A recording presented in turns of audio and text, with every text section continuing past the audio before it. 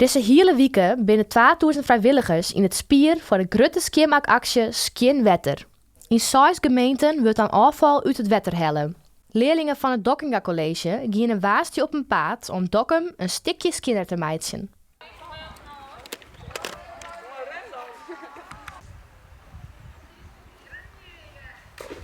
Wij zijn doen het magneetvisje en dat doen we om spul uit het wetter te halen wat we net jet. En wat ga je hem ontnoten al jaar al opvoeden?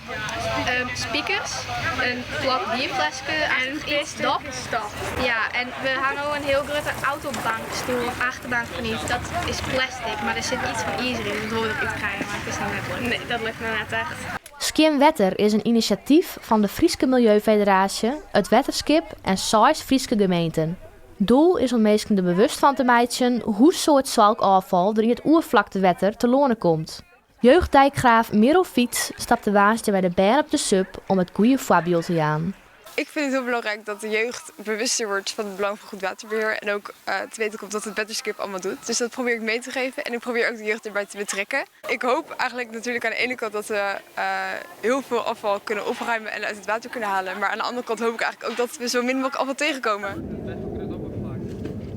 Skien natuur, ben je met thuis op school heel erg mee bezig? Nou, nee, heel erg. Nee. Maar ja, we laten net gewoon een plastic zakje of zo in de natuur lezen. Dat doen we ook gewoon in het prullenbak.